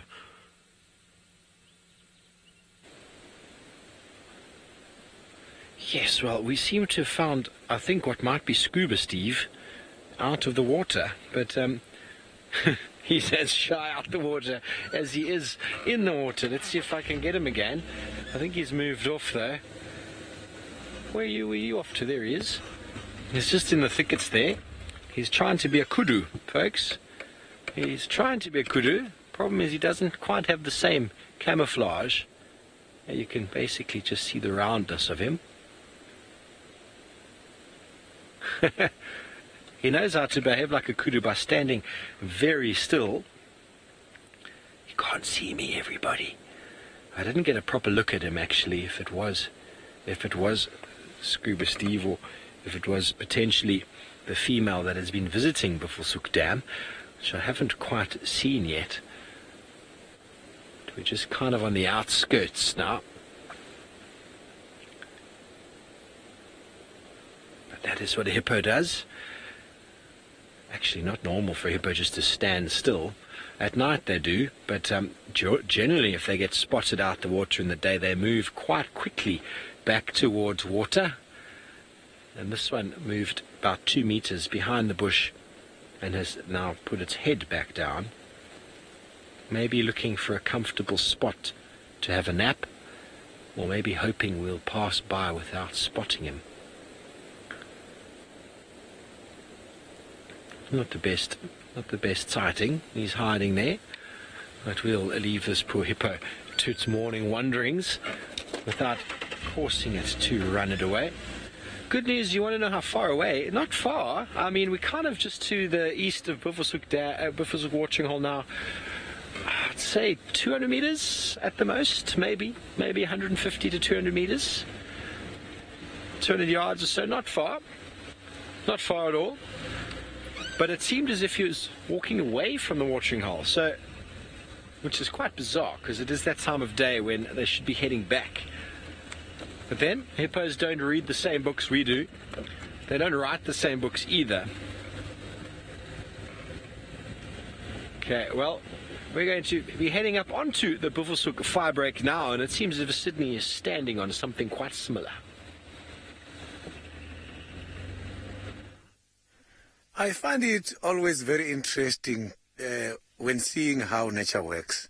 You know, here by the natural environment, the non-living organism always influence the living organisms to survive. Just look at what has been happening here. You can see there's quite a lot of evidence showing that there has been some fires here. Yes, these were the fires as a result of us interfering while creating some fire breaks. Remember, we can also use fires in order to fight fires. So here, these fires, this area is going to dominate green grass anytime soon, because the fires, they always stimulate the new growth. So I am here at the picnic site. If you can check nicely here, you will see that there has been something going on here. So the squirrels, they also eat this kind of fruits. So, but these are the seeds. It's the seeds from one of the very interesting tree. These are the seeds from the marulas. You know, the marula fruits get eaten by big animals such as the elephants, and then they excrete them. After that excretion, then you will see the squirrels. They will go after the elephant droppings and try to open them to get a hold of these kind of seeds, because they want to eat, they want to get the nut in there. So the tree that I'm sitting on here, there's something very interesting going on. If you look at this tree and look at other trees, like the trees which are here, you can see the trees are standing and this one is just lying. So this tree managed to develop its own adaptation in order to catch the light. Just look at the arrangement of the leaf. Lift up this tree now, you are going to see that the branches were going to face down. So now this tree decided to make the leaves to grow up, to make the branch to lift up so that the leaves can be able to catch the sunlight, as sunlight is one of the requirements for the trees to facilitate a process called photosynthesis, which is how the trees manage to make their own food. That is why the vegetation, the trees, they are called the autotroph, because they can be able to make their own food. And when looking at the animals are heterotrophs because they depend on these trees for their survival. So you can see that nature is very much interesting. Trees don't talk, but they know what to do. They know what kind of adaptation they can have in order to survive. Very interesting, eh? It's actually very amazing. This tree is lying down, but is competing for sunlight with the other trees that are standing at the moment. So I am still going now to see if we're going to find something interesting. Maybe before we finish on this guided walk, we can see something. But now I am not alone. I am with Tristan. He's also around the reserve. I think he got a good sighting of Tingana.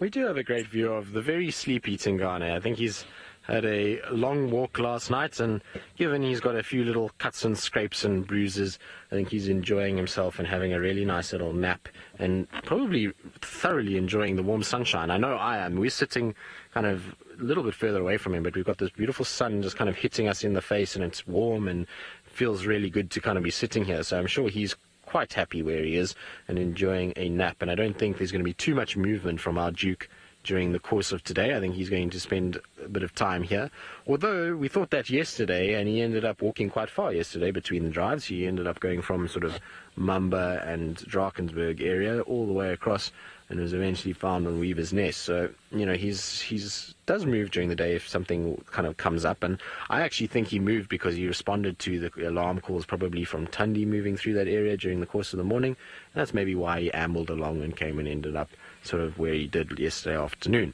But it means that he did walk a lot yesterday. If we think that he's sort of started off somewhere near the dam cam and then kind of came down Central, and then Central went towards sort of Vulture's Nest, from Vulture's Nest to Nyala Road South, back towards sort of Vulture's Nest, back to Nyala Road South, over Batalia, all the way down to Mamba, sort of Drakensberg, and then across. It's a long, long way to have walked during the day, especially for a you know, gentleman that's got a slight injury at the moment. And who knows how far he then walked into the night. So I suppose he's deserved his rest. He's not exactly in need of a meal. His tummy was massive a few days ago, and he still looks fairly healthy. Janie, his foot and his sort of leg do look a little on the swollen side. I mean, they're not excessive. I wouldn't say it's something that I would be too concerned about. And following his tracks just now, there's nowhere that he's ended up in a situation where he is dragging his foot or anything like that. All the tracks look fairly normal. There's not any sort of limp that you can notice in the track itself. He scent marked most of the way along, so he even was able to scrape his back legs in one of the places that I saw. And so he's obviously still functioning fairly well.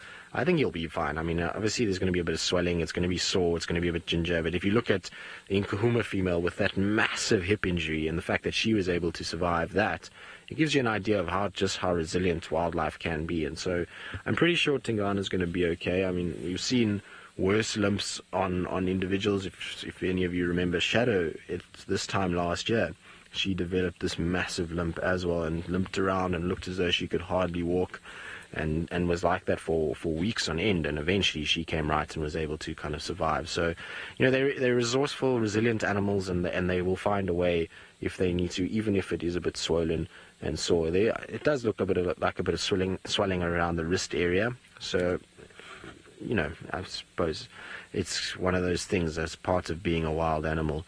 Tracy, in terms of whether he's eaten or not, don't think so. You know, his stomach has not swollen. I mean, I didn't see him yesterday afternoon, so it would be difficult to kind of make a comparison since yesterday afternoon.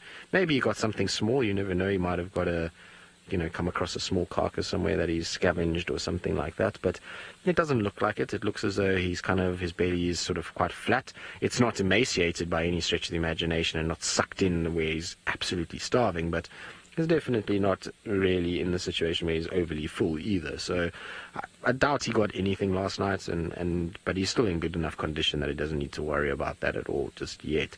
And with Thandi and Tlalamba lurking around, maybe he'll track down them and find a kill that they've made and steal from them for the next couple of days while he's trying to nurse himself back to health. But I'm sure he'll be just fine. I don't think he needs to worry too much at this stage, or we need to worry at least. I don't think, his worry is not going to show, but for us, I don't think we need to worry just yet. I think he's going to be A-okay. I mean, he's come through so many different things, and his little stint where he was quite sick and didn't really look very good, that kind of, he's just come past that. So he's got the strength to kind of deal with it, and being a wild animal, instinct will play its part as well as adrenaline. And as long as he can walk the way that he was the other day, I mean, yesterday morning he was walking fairly normally. It's a struggle for him to get up, but once he's up, he walks fairly normally. As long as that's the case, adrenaline will push him through to be able to make kills and take down animals. Whether or not he can hoist an animal is a different story, especially if it's a shoulder sort of problem that he's got. But at least he'll be able to catch and feed and those kind of things. And if he's battling to catch big things, we'll find that he'll probably start going after small things. He'll start eating lizards and terrapins and those birds, those kind of things, just to kind of sustain him until such time as he gets himself a big meal. So I think he'll be okay. I mean, it would have been nice for him to have come across those wild dog kills now in this condition, because he would have been able to sit for 3-4 days, just feeding off those kills and just kind of getting nutrients without having to worry too much about moving. But it's the way it goes, and I think he'll be just fine. So often the case is we get very panicky about what we see, and it always looks a lot worse than it is up front, and it starts to kind of ease off. So Louise, if you can just repeat the name again for me, please.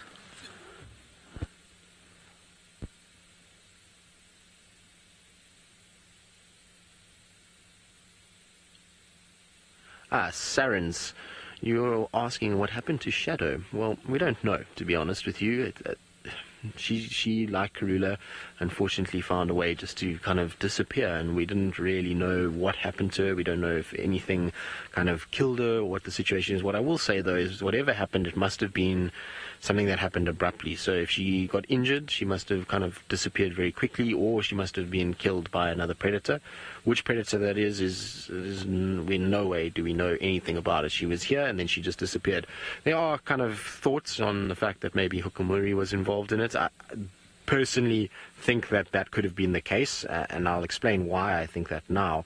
But we really don't know exactly what happened. So the thing with Hukumuri is that when he first started to come onto the scene, it was around sort of December, and we had tracks for Shadow, or what we think was Shadow and Cub. I mean, it was two fairly evenly sized tracks of female leopards, and by that stage, Not Barbara was a very similar size to Shadows in terms of tracks.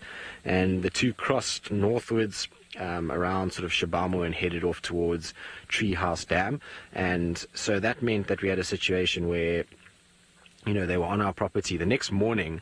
So that was in the afternoon. The next morning I found Hukumuri at Treehouse Dam itself, and that was the morning when, I'm not sure if any of you remember, but I think we did a rehearsal that morning for our TV shows in December, but he was drooling and salivating and scent marking and really just kind of looked as though he was quite hyped up and quite sort of, sort of agitated, and he was quite full as well. So I mean, I'm not saying that he ate them, but I'm just saying that just his kind of general behavior, whenever you see a leopard salivating like that, it means that they've come into contact with another leopard and they've had a sort of standoff. And so I wonder if maybe Shadow and Cub did not have a kill there, and he found them on that kill, and she tried to defend the cub, and unfortunately maybe he sorted them out. I've walked in that block before, since, and looked, and so has Scott, and so has Brent. We've all kind of been down there, but we haven't found any sign. And it's the same as Karula. I mean, if they were killed by another predator, hyenas get involved, they can scatter bones, they can do all kinds of other things before we ever realize what's going on, and it becomes really difficult to find a skull.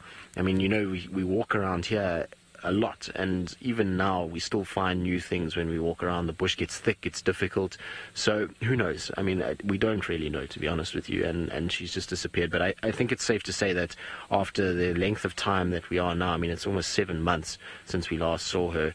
You know, there's no ways, much like Karila, that a dominant female leopard in an area that had a cub that was dependent on her would just get up and move territories and go. So, you know, and also the surrounding areas here in the sort of Sabi Sands would have picked her up at some point. I mean, we see it with Tamba and Hosana. They move into Londolozi or, you know, Mala Mala or any of those areas, and we get an update about them. So for Shadow just to completely disappear would be almost impossible without her, unfortunately, being dead. So it's a bit of a sad thing to think about, actually. But anyway, talking about sort of these things and sad things, at least one happy thought is that Steve is not dead. He is still out and about and is very much alive and kicking.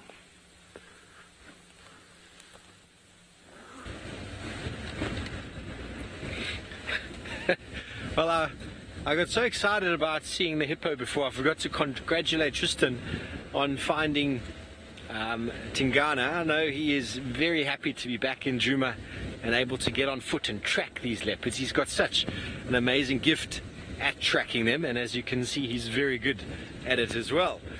So Tristan is right about finding remains of leopards when they die. I found one once, and it was very fortunate. I mean, it was in the road. It happened to be in the road, a leopard up in the Kruger National Park in Singita, that we just materialized. Like, we decided, let's go right, and we went right, and then we found the remains of a leopard in the road. And what transpired, it seemed to have been a male leopard that had killed an impala and had it on the floor and had been surprised by the tracks indicated by potentially by a lion, and the lion killed it and then potentially ate it, and there was just some skin and bones left. But once hyenas find those things, they disappear. There's nothing left. So we found that in the road. If it was 10, 13 meters, 20 meters off, it wouldn't have lasted another couple of days. We would never have found any of that. So really, really difficult to find remains out here. There's a vast open wilderness, but we do find things from time to time, small fragments, and we do find skulls from time to time, but it is not easy to find specifics. So who knows exactly what happens out there.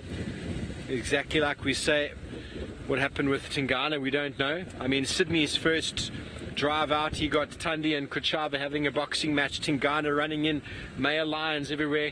So these things could be happening all the time, and we just don't see them or know about them. Or they could not be happening at the same time. And a leopard being surprised by a larger cat is very tricky for them to escape. And he's very right in saying that a dominant female or dominant male they don't just disappear. They don't just disappear.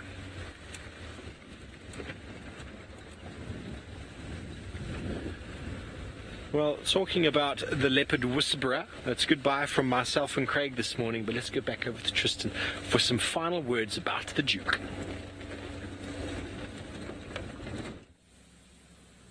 Well, Steve, I'm not so sure about this Leopard Whisperer title. I don't know, it's not my favorite thing, because I'm not 100% sure it's even possible. So, you know, the fact that I like them and that we spend a lot of time looking for them, I mean, increases the chances. But, you know, I think everybody on this team and, well, in sort of our sphere of work is pretty good at doing what they do. And so, you know, Steve, Rolf, Brent, James, Jamie, Taylor, they're all good enough to find leopards regularly. And so, you know, it's just, I think, maybe a situation where we spend a lot of time doing it. But anyway, it's been a good morning in some respects. It's been a cold morning and a sort of tough morning to start, but we managed to kind of get Blanky out and get it kind of christened and working, and so that's good news. I'm going to have to defluff myself, though, because I'm covered in fluff everywhere. I think I'm probably got fluff in my hair, so hopefully I don't get little flower patterns on my head. James was talking about dyeing his hair